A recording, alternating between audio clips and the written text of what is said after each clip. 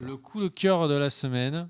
Et donc, on se retrouve pour le coup de cœur de la semaine. Et cette semaine, moi, j'ai un coup de cœur qui me tient vraiment très à cœur. Est-ce que tu peux faire ton coup de cœur avant, Ouais, complètement. si tu veux? Mon coup de cœur, en fait, je vais le faire très rapide parce que vous en avez déjà parlé avec Kerr sur la chaîne YouTube. Eh bien, mon coup de cœur, c'est la série que j'ai découvert. Non, je savais qu'elle existait, mais que je n'avais pas encore pris le temps de regarder, la série Légion, diffusée sur FX, faite par les créateurs de Fargo aussi, de la série, hein, pas le film, fait par les créateurs de Fargo. Fargo qui est d'ailleurs lui aussi diffusé sur FX. Eh bien, je crache très souvent sur les séries et films de super-héros.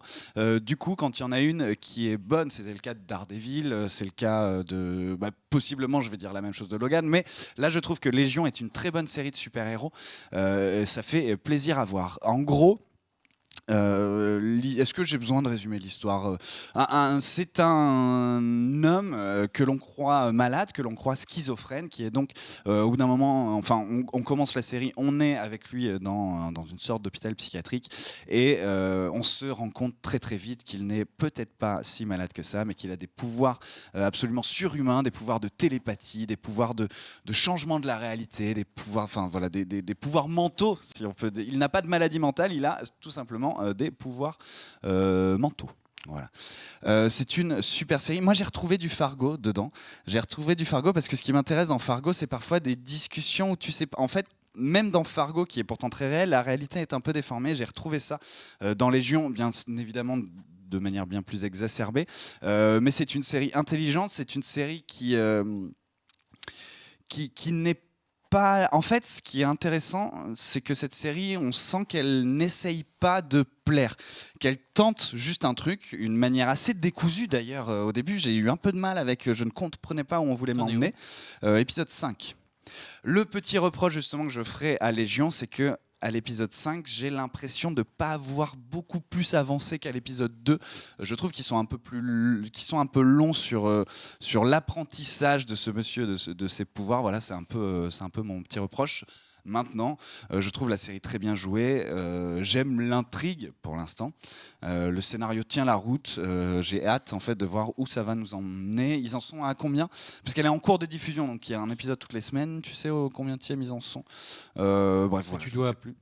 pas être pas loin d'être à jour. Hein. Oui, c'est possible, ouais. C'est possible que je sois. Mais voilà, là j'en suis à l'épisode 5, j'ai envie que ça démarre vraiment, j'ai envie de passer à autre chose que l'apprentissage, que le contrôle des pouvoirs, enfin voilà. Mais en tout cas, c'est un vrai petit coup de cœur. Avec Madous, on regarde ça et on prend notre pied. Du coup, si vous ne vous êtes pas encore lancé dans Légion de peur de ne pas aimer car vous n'aimez pas les séries ou les films de super-héros, eh bien, je suis dans votre cas, mais au final, Légion, c'est vraiment bien. Et c'est une très bonne série de super-héros. Voilà, pour mon coup de cœur. Et toi, Big B? Eh bien, pour moi, je vais parler de Terraced House. Ah bah en fait, je suis à jour, ok, pardon, excuse-moi. Apparemment, l'épisode 6 est sorti aujourd'hui. Enfin, De manière légale. de manière légale, sur FX. Donc, alors, quel est mon coup de cœur? Mon coup de Mais cœur oui, est quel est la ton coup de série cœur? Terraced House. Et alors là, je me tourne vers toi. Terra quoi? Terraced House. Terrace C'est une maison avec terrasse. Ok. Et donc, Terrace House, est-ce que dans le chat, vous connaissez? Dites-le dans le chat, je suis très curieux. Le Terrace House, qu'est-ce que c'est? C'est une télé-réalité. Ouais. Jusque-là, on n'est pas vraiment dans les eaux qui sont généralement mon délire. Qui est sur le gaming, du coup, non. Fait par Eclipsia. Et donc, non, pas du tout. C'est une télé-réalité qui est basée sur la base qui est au Japon. Jamais entendu parler, non. Les mecs, vous allez vous faire plaisir. Donc Terrace House, c'est sur Netflix. Donc c'est une télé-réalité qui était relativement connue au Japon, qui donc s'est arrêtée pour des raisons de network, etc. et qui a été rachetée par Netflix, tu sais, pour qu'elle puisse du coup avoir une nouvelle saison. Et donc, pourquoi je parle de cette série? C'est parce que bon, de voir 2-3 glandus dans un loft en France, qui sont plus ou moins beaufs, machin, j'ai envie de dire, on s'en bat un peu les steaks. Par contre, de voir la mentalité japonaise, de voir les interactions, tu vois, d'un autre pays, ça, par contre, il y a un petit truc qui est peu plus intéressant. Déjà, quel est le pitch? 6 personnes, 3 garçons, 3 filles, des âges relativement variés, de 18 à 30 piges. Et ils ne sont pas bloqués dans l'appartement, dans cette maison avec terrasse. Ils font leur vie, etc. On suit juste une tranche de leur vie au Japon.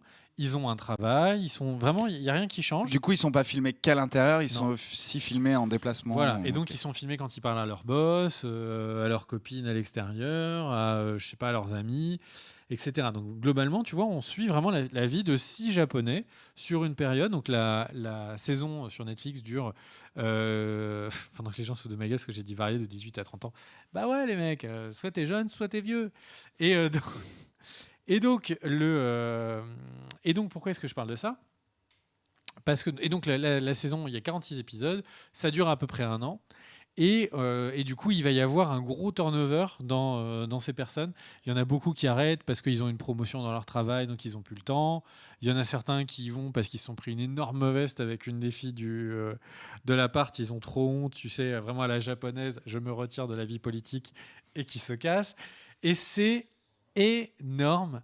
C'est vraiment, mais c'est vraiment énorme comme truc. C'est cucu, mais c'est un truc de ouf. Comment j'ai découvert la culture japonaise et le fait de ne pas parler la langue japonaise ou de pas être. Là, on a l'impression d'être la petite souris qui est en train d'un peu de découvrir, tu vois, comment est-ce que les Japonais se parlent entre eux. Mais tu te dis, c'est un peuple étrange. C'est le peuple. C'est un peuple qui est incroyablement plus mature que nous dans sa relation au travail, qui est vraiment je donne tout, j'oublie ma vie, etc. Ça, c'est une autre saison qui se passe à Hawaï. Je dirais pas étrange. Moi. Qui est peut-être un peu moins intéressante parce que c'est pas vraiment des Japonais. Et donc le truc, c'est qu'ils sont incroyablement plus, tu vois, matures dans leur relation au travail. Par contre, ils sont tellement immatures dans les relations entre individus. Mais tu sais qu'ils sont là. Mais vraiment, enfin, si en France, des filles nous faisaient vivre ça, mais ça fait bien longtemps que je me serais donné la mort au-dessus d'un pont, tu vois. Le truc, c'est que ils sortent, ils font 4, 5, 6 dates, tu vois, ils se rencontrent, et ils font, ouais, voilà. Donc, tu vois, ils se parlent de tout, etc. Et au bout du 7e date, le mec, et donc, à chaque fois, est-ce que tu penses qu'il va prendre l'initiative d'aller pécho la meuf et de l'embrasser ? Pas du tout. En fait, ils se demandent, donc ils mettent une distance de sécurité. Tu vois, nous ne savons jamais s'il faut pas mettre. Donc ils mettent une distance de sécurité. Et là, il lui dit, tu vois, je pense qu'il faudrait que nous soyons en couple. Je pense que c'est raisonnable. Et là, si la fille dit oui, ils ont le droit de se faire un smack, mais quelques temps après. T'imagines l'enfer de si toutes les relations étaient codifiées du soir au matin, enfin du matin au soir. Alors, je comprends ce que tu veux dire. Maintenant, je trouve que c'est un peu comme si un Japonais regardait la télé en France et tombait sur les princes presque charmants et qui, du coup, ils disent les Français, mais ils sont arriérés niveau. Ton argument est extrêmement vrai. Ouais. Sauf que c'est des Japonais. C'est-à-dire que la production est japonaise, c'est pensé par des Japonais, etc. Donc, ce n'est pas scripté. Et globalement, oui, forcément, c'est pas n'importe qui a envie d'être à la télé pendant 1 an, etc. Mais alors, effectivement, je suis désolé, je vais faire des raccourcis, etc. Mais c'est vraiment la manière dont on le voit. C'est un peuple qui est toujours tellement dans une retenue, qui est tellement toujours, tu vois, qui bien pensante, etc., qu'il n'y en a aucun qui fait un coup de célébrité, qui fait plein de trucs derrière et qui va écrire 3 chansons, et tu vois, non, ça a pas l'air et qui va être chroniqueur chez Ruquier. Globalement, c'est vraiment des personnes qui... Il y en a plein qui viennent, ils disent oui, moi j'ai juste envie de vivre une expérience marrante parce que la colocation n'existe pas au Japon, c'est pas dans les mœurs. Et j'ai trouvé que c'était intéressant de casser juste le côté de on se connaît, on se fait le sourire, tu vois, de vraiment rencontrer vraiment des gens. Et tu te dis, c'est du langage de tepu des internets, etc. Mais non, pas du tout. En fait, les mecs, ils pensent vraiment ce qu'ils disent. Ouais. Et à la fin, ils disent, j'étais très content de vous retrouver, je retourne dans mon taf. Et le mec, personne n'entend jamais parler de lui. D'accord. Et c'est vraiment, vraiment, vraiment étonnant de découvrir comme ça les Japonais via cet axe-là. Ouais. Et il y a tellement de situations qui sont des barres de rire parce que c'est improbable pour nous, tu vois. C'est improbable pour nous. Et toute cette codification constante, etc. Et ils sont dans une espèce de suranalyse. Mais hier, quand nous nous sommes engueulés, après coup, tu es venu me voir et nous avons une discussion. Et pendant cette discussion, tu m'as dit ça. Et du coup, il faut qu'on en reparle.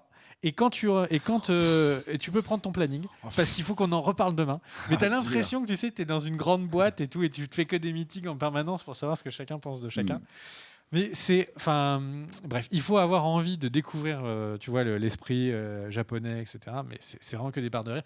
Et alors, mon gros coup de cœur, c'est un mec qui s'appelle Arman, qui est donc un des mecs qui vit là-bas. C'est le plus gros poissard que j'ai jamais vu de ma vie.